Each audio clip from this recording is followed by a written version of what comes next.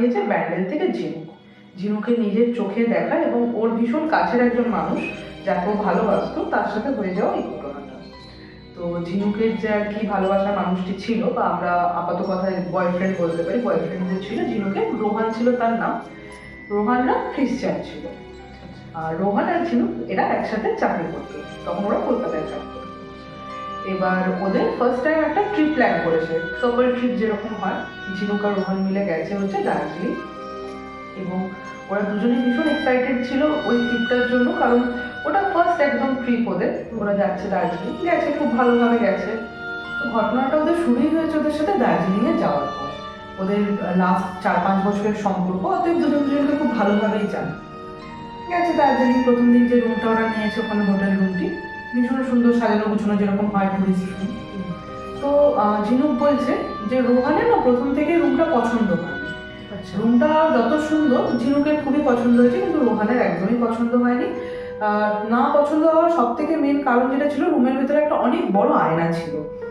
তো যে জন্য আর কি রোহানের কেন জানি না মনে হয়েছে যে আয়নাটা কেমন যেন একটা, ওর ভাইবটা পছন্দ হচ্ছে না রুমটা। যাই হোক, তো ওরা প্রথম দিন যেরকম টাইমে গিয়ে পৌঁছিয়েছে, খেয়ে দিয়ে শুয়ে পড়েছে রাত্রেবেলা। তো এরকম ঝিনুক বলছে যে রোহান রাত্রেবেলা ও দেখছে খুব নড়চড় করছে, এদিক ওদিক করছে। তো ঝিনুক জিজ্ঞেস করছে যে কি হয়েছে তোমার?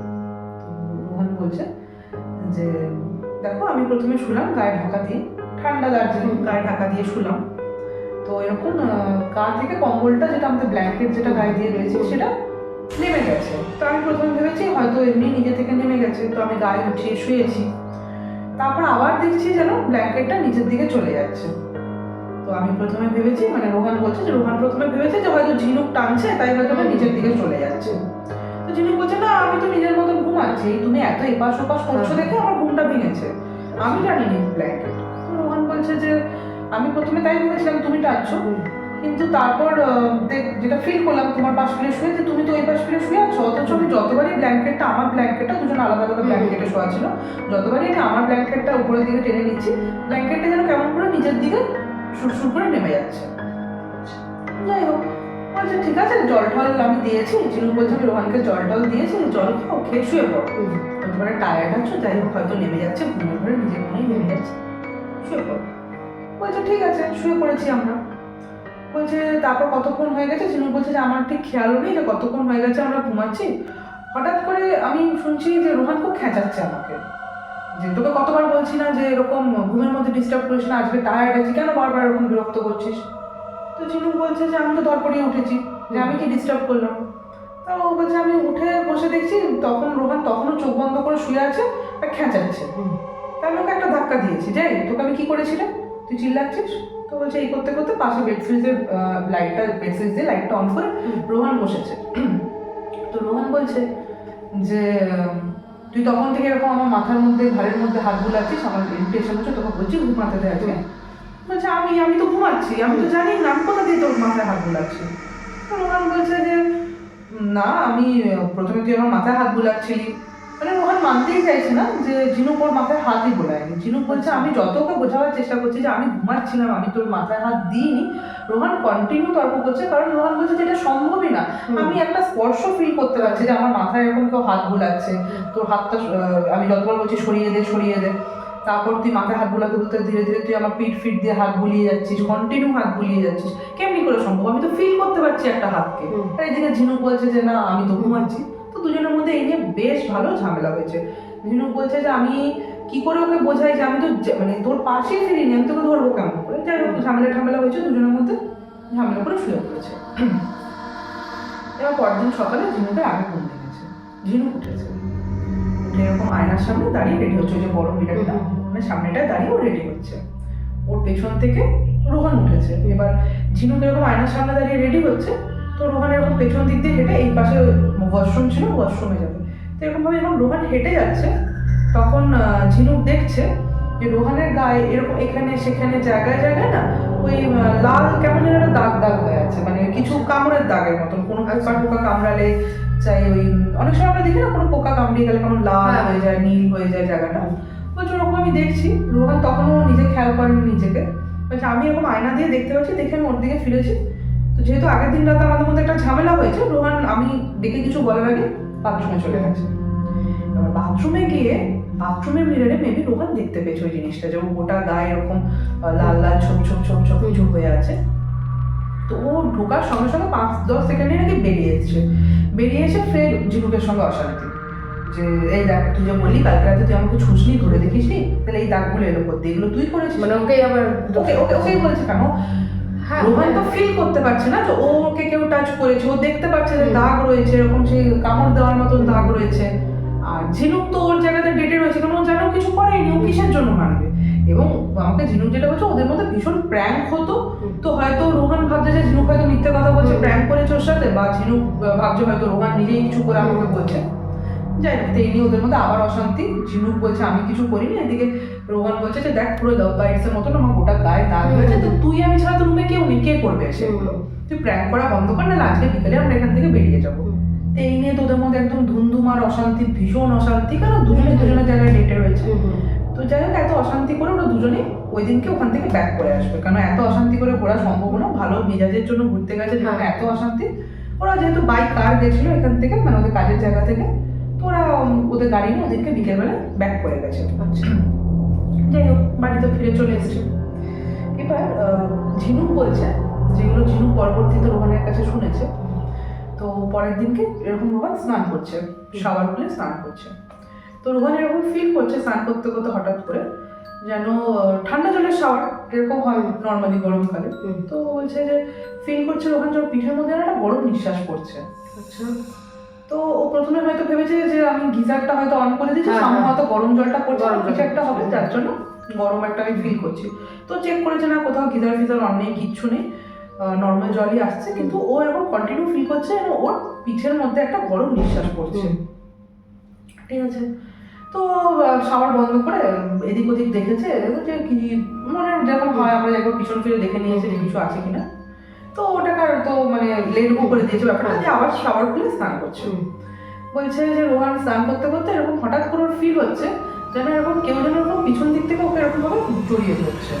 হ্যাঁ, ও যেন একদম স্পষ্ট ফিল করতে পারছে যে দুটো হাত ওকে জড়াচ্ছে। বাথরুমে মিররে যেন হঠাৎ করে একটা মেয়ের মুখও দেখতে পেয়েছে, এবং ও প্রথমে হয়তো ভেবেছে যে চোখের ভুল বা কিছু, বলছে চোখ টোক ডলে নিয়ে আরেকবার তাকে সেম মুখ দেখছে বাথরুমে মিররটার মধ্যে। ও তখন ভীষণ ভয় পেয়েছে এবং খুব জোর চিৎকার করেছে, এত জোর চিৎকার করেছে ওর মা ঠা সব ছুটে এসেছে। ও যে অবস্থায় ছিল, অত বড় ছেলে, সে যে অবস্থায় ছিল ওইভাবেই বাথরুম থেকে সে বেরিয়ে এসেছে, মানে তার কাছে এতটাও তার মনে শক্তি নেই যে সে জামা কাপড় কমপ্লিট করে পরে বেরোবে। যাই হোক, তো এরকমভাবে ধীরে ধীরে কি হলো যে রোহানের এরকম সবসময় মনে হতে থাকছে যে কেউ ওকে টাচ করছে, এবং সবসময় ও 10 জনের মাঝে বসে গল্প করছে, হঠাৎ করে কাউকে এরকম করে মানে হাত সরাচ্ছে করছে। কারণ তুই যদি দেখবি কেউ মানে আনওয়ান্টেডলি তোকে কেউ টাচ করছে, তুই খুব বিরক্ত বোধ করবি, আমরা সবাই করবো। ধীরে ধীরে রোহান লোকের সামনে বেরোনো বন্ধ করে দিচ্ছে, কারণ ওই যে সবসময় ওরও একটা বিরক্ত লাগছে যে লোকে কি ভাবছে একটা কিছু টাচ হচ্ছে, এবং সবাই একটা টাইম পর ওকে নিয়ে বন্ধু বান্ধবেরাও হাসাহাসি করতে থাকে, পাড়ার লোকও হাসাহাসি করতে থাকে, এবং সবার ধারণা হয় যে ও মানসিকভাবে ঠিক নেই। এই পুরো টাইমটাতে যদি রোহানের সঙ্গে কেউ ছিল সেটা হচ্ছে রোহানের বাবা মা এবং ছিল বাড়ির পাশেই ছিল হচ্ছে চার্চ, যেহেতু ওরা খ্রিস্টান। তো রোহানের বাবা মা চার্চের যিনি আর কি ফাদার রয়েছেন তার সঙ্গে আলোচনা করছেন যে এরকম একটা হচ্ছে, বেশ মাস খানিক ধরে হচ্ছে, ধীরে ধীরে এতটাই প্রবল হয়ে গেছে যে রোহান নিজেকে একদম ঘরের মধ্যে আটকিয়ে নিয়েছে, ও জনসমক্ষে যায় না, কারোর সামনে যায় না, এবং সবসময় যেন কাউকে কিছু একটা বলে যাচ্ছে, যে সরে বসো তো, এই গায়ে হাত দেবে না, এই সরো, এরকম মানে কন্টিনিউ যেন কিছু একটা বিরক্ত হচ্ছে। দিয়ে ফাদার বলছে যে ঠিক আছে তাহলে নিয়ে আসুন আমার কাছে, আমি দেখি ওকে। তো রোহানকে যখন চার্চে যেদিনকে নিয়ে যাচ্ছে, তো ঝিনুক যেহেতু খ্রিস্টান নিজের নয়, ঝিনুক আর কি অতটা রিচুয়ালস সম্বন্ধে আইডিয়াও নেই, ও আমাকে অতটা বুঝিয়ে বলতেও পারেনি। ও যেটুকু যা চোখে দেখেছে সেটুকুই বলছে যে এক তো ওই রোহানের ওই বিরক্তি, ও কোথাও যেতে চায় না, তো ওকে বুঝিয়ে সুঝিয়ে নিয়ে যাওয়া হয়েছে। বলছে যখন ফাদার ওদের কোনো হয়তো রিচুয়ালস আছে কিরকম, যে কিছু হয়তো পড়ছেন, পড়ে তো ওনার যে ফাদারের যে পার্টিকুলার রিচুয়ালস আছে এরকম ব্যাপারে উনি ওগুলোকে কন্টিনিউ করছেন, করতে করতে ওনার কোনো জল আছে কিছু আছে এরকম পবিত্র কোনো জল, যেটা রোহানের গায়ে এমনি করে ছিটিয়েছে। এবং এই পুরো প্রসিডিওরটাতে ঝিনুকও ছিল রোহানের বাবা মায়ের সঙ্গে। ঝিনুক বলছে যে আমি দেখতে পাচ্ছি যে রোহানের জায়গায় জায়গায় না ফোসকা ফোসকার মতন ফুটে উঠছে এবং ওর হঠাৎ করে মাথায় ক্লিক করে যে দার্জিলিংয়ের ওই রুমটাতেও যেখানে যেখানে ওই এরকম সেই লাভ বাইটসের মতন দাগ দেখেছিল, যে সেই জায়গাগুলোতেই যেন ফোস্কার মতন ফুটে উঠছে এবং রোহান ভীষণ চিৎকার করছে যে পুড়ে যাচ্ছে, গা পুড়ে যাচ্ছে, আমার গা পুড়ে যাচ্ছে, এগুলো দেবে না দেবে না দেবে না।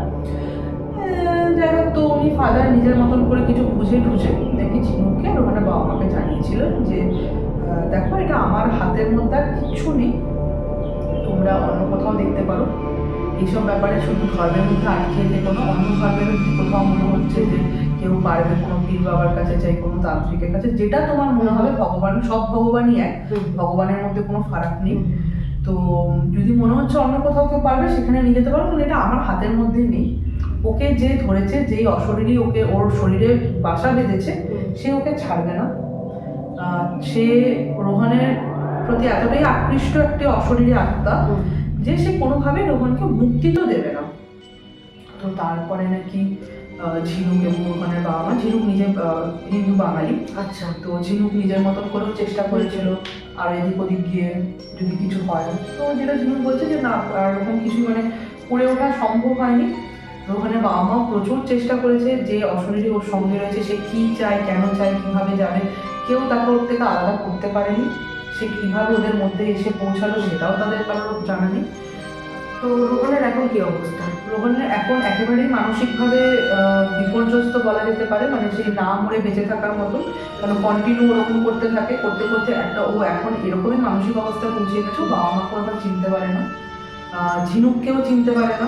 ঝিনুক সপ্তাহান্তে মাঝে মধ্যে যায়, গিয়ে দেখা সাক্ষাৎ করে, কিন্তু ঝিনুককে দেখুক আর যাকেই দেখুক জিনিস ছুঁড়ে ছুঁড়ে দেয়, কাউকে কাছে আসতে দেয় না, দাড়ি ঠাড়ি কাটে না, ভীষণই বলা যেতে পারে এক প্রকার পাগলের পর্যায়েতেই চলে গেছে। কিন্তু ওই জিনিসটাও কন্টিনিউ বলে যায়, এই সরে বসো তো, এই ধরবে না তো, এই আমাকে ছোবে না তো, মানে এরকম একটা কিছু। আর ও যেন কন্টিনিউ কেউ ওর সাথে রয়েছে এরকমভাবে কথা বলে যে তোমাকে দূরে সরতে বলেছি, সরে যাও সরে যাও, এরকম করে কন্টিনিউ কথা বলে, কিন্তু মানসিকভাবে একদমই ঠিক নেই।